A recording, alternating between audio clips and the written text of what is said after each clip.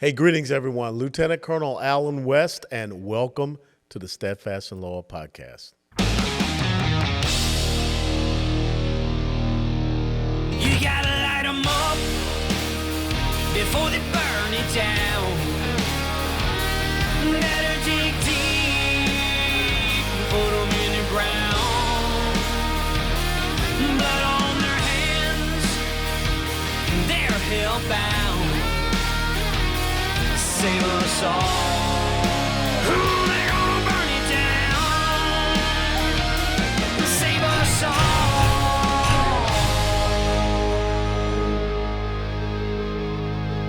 before they burn it down.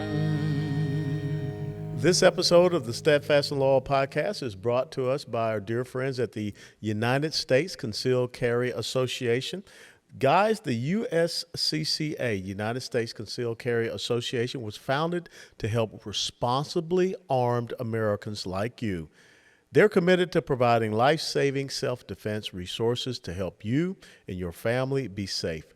When you activate your membership, you'll automatically get life-saving self-defense education, industry-leading training, plus self-defense liability insurance. Don't wait until it's too late.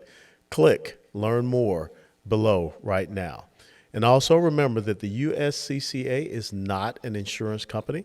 A policy has been issued to the USCCA by a Universal Fire and Casualty Insurance Company, and that policy provides the association and its members with self-defense liability insurance subject to terms, conditions, limitations, and exclusions. Now, we're in the month of October. You know, people talk about Halloween and all this kind of stuff. You know what the month of October is for me? There's a thing called the third Saturday in October, and that's really special to us folks down in SEC college football country, especially those of us that went to the University of Tennessee or the University of Alabama. And I just want to say right now, after 15 years, it really does feel great to be a Tennessee Vol after the incredible victory that Coach Josh Heupel and the Tennessee Volunteers had over Alabama. Chase McGrath kicking that field goal 40 yards out. He wears number 40 with 2 seconds left to go in that game. And it kind of reminds me, it was 40 years ago when I was a senior at the University of Tennessee. We had lost 12 straight to the University of Alabama. And an interception in the end zone by a dear friend of mine from Atlanta, Georgia, Mike Terry, sealed the victory for the Volunteers, and that was 40 years ago, 1982, and I was there in Neyland Stadium to witness that game. And it ended up being Coach Paul Bear Bryant's last season coaching at the University of Alabama. That's why I love college football. But something else that I love, my kids, my daughters, Aubrey and Austin. I also love my little grandson, who in the month of October turned 17 months old. And in November, for Thanksgiving, we're going to all get together as a family, and we're going up on Rocky Top. We're going to spend Thanksgiving up there in Gatlinburg. And I can't wait to take my little grandson down there to the University of Tennessee campus in Knoxville. And I'm trying to see if I can get into Neyland Stadium and let him run up and down through the checkerboard end zones. Because I want him to walk the ground that his granddad, Pop, once walked across. Because that's the important thing about being a dad or a granddad. It's about the legacy that we pass on. And it's also about protecting our children and grandchildren. And what I see happening today in the United States of America, it's an all-out assault on children. I mean, if they're lucky to be born, because the progressive socialist left, for whatever reason, I cannot understand why they hate unborn children so much that they have just got to murder them in the womb by dismemberment. The fact that the Democrat Party is making that their number one issue, not inflation, not crime, not the border, not foreign policy, not energy security, the number one issue for the Democrat Party in this election cycle is murdering unborn babies in the womb by dismemberment. And guess what? Even Bernie Sanders has come out and said, let's move away from that. That's not an issue to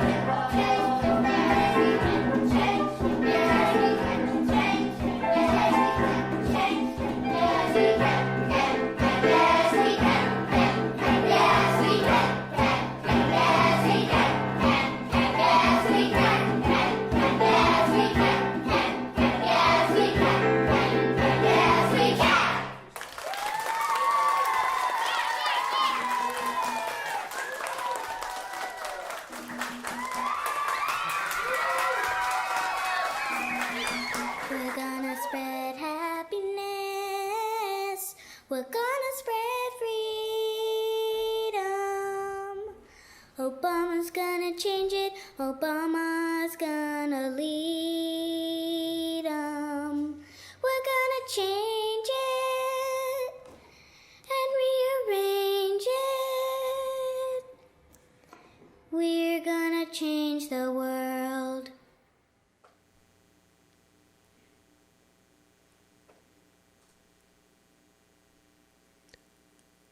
I don't think those kids had any idea what they were singing about. Change what? Change our foreign policy, change our national security policy, If you had talked to them about philosophy of governance or, the difference between constitutional conservatism, progressive socialism, free market entrepreneurship, central planning of an economy, Obamacare, they wouldn't have understood. But the parents use those kids for a very weird purpose.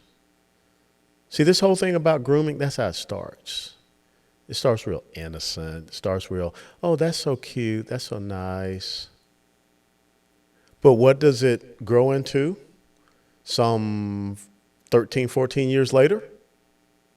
Parents are now taking their kids to gay bars or to, certain venues, and they are exposing them to a perversion. Men dressed as women in scantily clad clothing and dancing around and putting their genitalia and spreading their legs close to kids. And parents are standing up for that. As a matter of fact, if you want to talk about why do we have a child protective service, it should be to make sure that people aren't taking kids into a place where it ain't going to lick itself. That was on in neon lights, the backdrop here in Dallas, Texas, when they had a Drag Your Kids to Pride event where drag queens were dancing in front of them. See, Child Protective Services should have come in and said to those parents, you're contributing to the delinquency of a minor.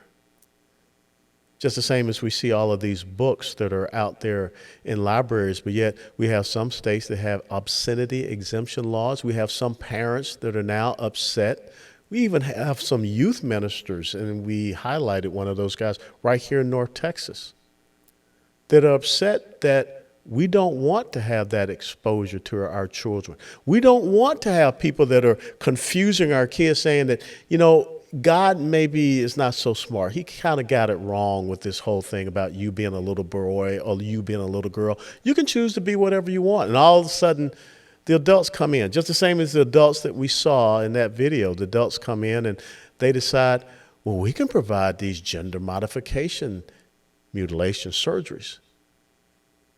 Think about it. That video was shot out in Venice, California.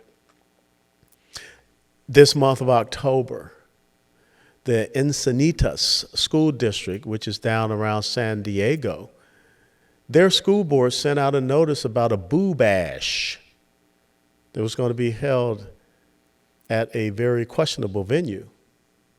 Bring your kids out and have them watch drag queens dance around for Halloween. And who sponsored that event? A child gender mutilation, modification, whatever you want to call it, is just bad. Organization out of San Francisco. See, it starts with just a little song where we have kids standing up there and we have no idea, they have no idea what they're singing, but the adults are encouraging them. Now, let's just be real honest. If that was a Donald Trump, campaign video ad song, the left would be freaking out. But see, when they do it, it's all compassionate, and this is all about exposing our kids. Exposing our kids to what? One of the things that we have here at the Steadfast and Loyal podcast is our Black Robe Regiment Tomahawk that we present to pastors that are going out there, that are standing up on God's word, that are preaching the word in season and out, because we take it from 2 Timothy chapter 4, verses 2 through 5. And I'm proud to accept your nominations. Tomahawk at abwshow.com. Tomahawk at abwshow.com. And every month to send 2 of these out. But let me show you a different kind of church. This is from Allendale United Methodist Church, and the United Methodist Church is having some real problems.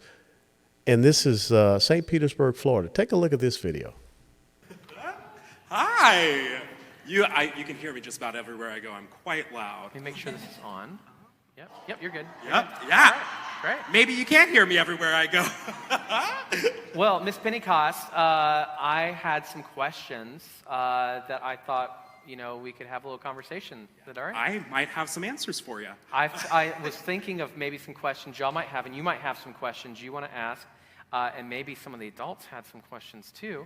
But Miss Pentecost, are you always dressed up like this? Do you always dress up? I wish. No, I only get dressed up on special occasions. I kind of feel powerful when I put on a dress like this and a big wig and lots of makeup. It kind of helps me to say things that I don't have the confidence to say outside of it. Yeah. Yeah. And so when you're not Miss Pentecost, what's your name and what are your pronouns?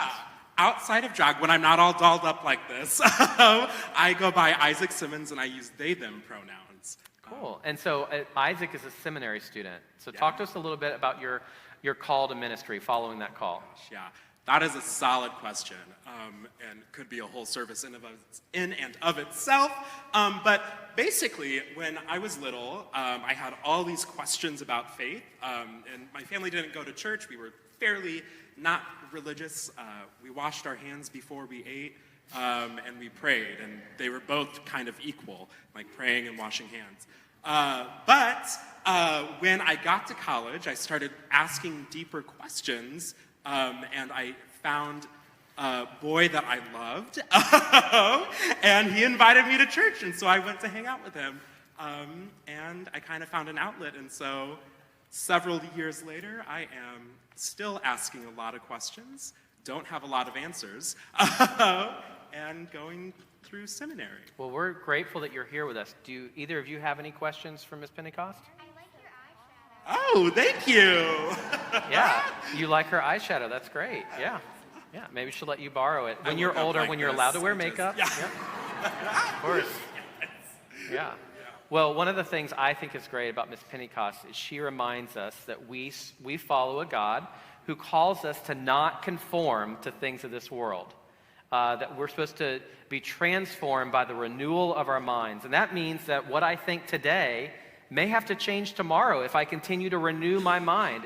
And it's so cool that we serve a God that calls us to continue to grow and continue to change into something new, and to not be bound by the ways that the world confines us sometimes, that we're supposed to live differently. So I'm so thankful that you're here with us. As am I. Yeah. All right, let's pray. God, we give you thanks that you have... I don't know what God this guy's talking about. And conforming to the world, that's exactly what they're doing. But it's not just that 13, 14 years ago, we're grooming kids by way of a cute little song. Now we're doing it even in church. That we're bringing this in and we're confusing our kids completely. And not just that, but this minister, I don't know who he is, but this is Allendale United Methodist Church, St. Petersburg, Florida. He's perverting God's word. Because I know Romans 12:2, and I know exactly what it says, but it talks about God's will. It doesn't talk about man's will, and what he is talking about is man's will. See, God made male and female, Adam and Eve. But now what we have people, adults, now convincing our children is that God's not that smart. He's not omnipotent. He's not omniscient. You can choose to be whatever you want. And oh, by the way, other adults, we'll make sure that those procedures and surgeries and everything are available to you. See, I don't care what you do if you're an adult.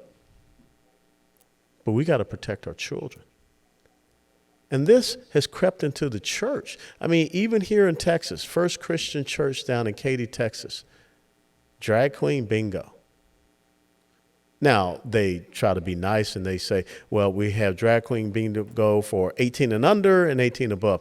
I'm really wondering what happens at the 18 and above show at a church.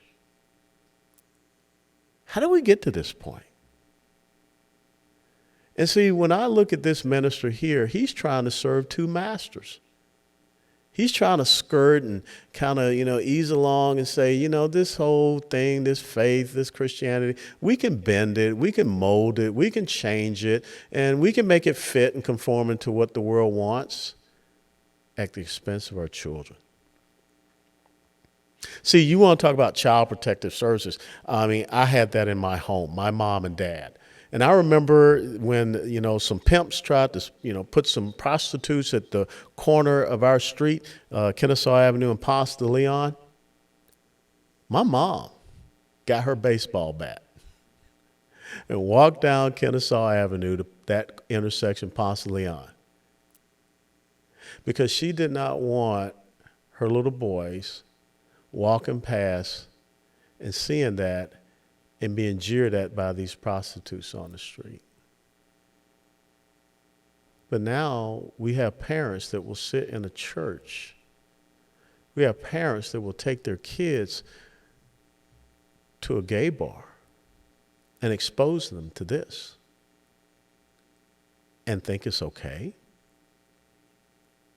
And now we have the American Medical Association, AMA, pretty leftist-leaning organization, writing a letter to the Attorney General of the United States of America, Merrick Garland, saying that we want you to investigate. We want you to go after people. We want you to stop journalists or anyone, I guess me included, that are coming out and speaking against this child gender modification and mutilation, puberty blockers, hormonal therapies, messing up our kids. They're trying to guilt trip us and say that, if you don't affirm your child's gender. And in Virginia, they have a state lawmaker who has come out and said that if you don't affirm a child's gender, that child can be taken away from you. Now, do you think that if we would have flipped that around and there were parents that were atheists, didn't believe in God, but yet their child wanted to be a Christian, get baptized, that someone would come out and say, if you don't affirm and allow your child to choose that faith, then we're going to take the child away from you? No. It's only this darkness that has crept in. And it's not just in our communities. It's not just in our homes. It's not just now in our churches. It's in our universities that go by the name of Christian. I want you to think about it. I mean, the oldest university in the United States of America, Harvard, was founded initially as a religious institution. Ain't that today? But here in Texas, Abilene Christian University, there's a professor by the name of Stephen Moore. And this guy actually read an incredibly sexually explicit poem to his students and had them reading a book called Drowning that was written in 1997, which explicitly addresses gay male sex. Male and female students. Abilene Christian University. And when this was brought up to leadership of that university, they did nothing. They excused it away. And the same Abilene Christian University just recently here, their homecoming queen is an openly lesbian young lady. Hey, look, go out and knock yourself out. But it was the faculty and the staff that initially chose the court by which the students could select from. Abilene Christian University. See, we are so scared, I guess, of being accepted and conforming to society and what they say is right and true that we're losing our minds in the church or these places that go around with these labels. Abilene Christian University. Maybe it should just be Abilene University, Abilene College, University of Abilene. But when you see things like this happening, you got to ask yourself, and look, don't do the false advertisement of saying that you're Abilene Christian University, but yet you have these things going on. And you explain it away to parents that have concerns about it. But I'm here to tell you that we're not doing a good job of protecting our children right now. And what's the new thing? I got to tell you, what's the end state? What's the movement that we're going towards? A teacher out in El Paso was recently fired because she stood in front of her class and said that you don't refer to pedophiles as pedophiles. You refer to them as minor attracted persons. So could it be that all of this sexualization of our children, exposing them to these deviancies and perverse behaviors, is all about making them more attractive to be abused.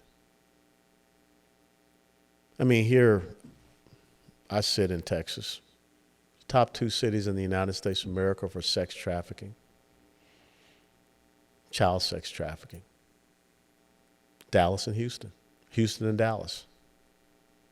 But no one's standing up and talking about that. I haven't seen anyone say that that's an issue in this election cycle.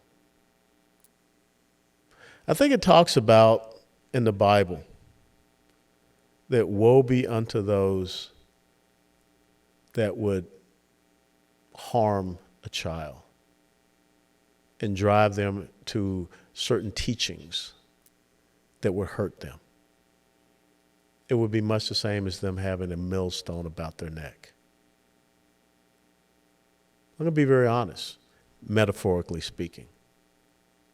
There's a lot of people in the United States of America that should have millstones about their neck right now. And the Steadfast and Loyal podcast will continue to speak out about protecting our children. I don't think this grooming thing is cool. I don't think confusing our children about their sexuality is cool. I was just recently in Arizona, and in the state of Arizona, they have a taxpayer-funded chat room where kids that are confused about their sexuality can go on and talk to adults without their parents knowing. That's not cool. The only person that talks about sex to a child are their parents or grandparents, but not just any Joe and Jane off the street.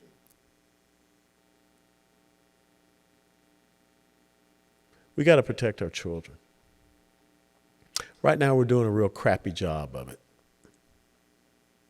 And there'll be hell to pay for what we're doing to our children today. We've already seen the rates of suicide increase for our young people because we shut them down, locked them down, and the horrible things we did to them over the past couple of years or so.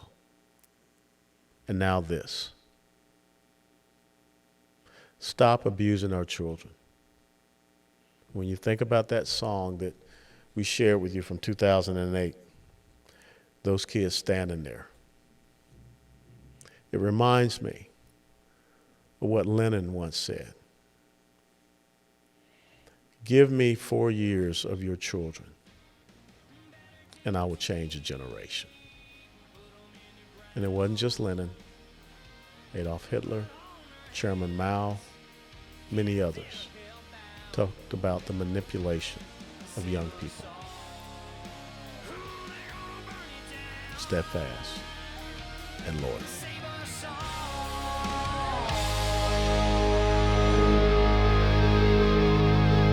Before they burn it down.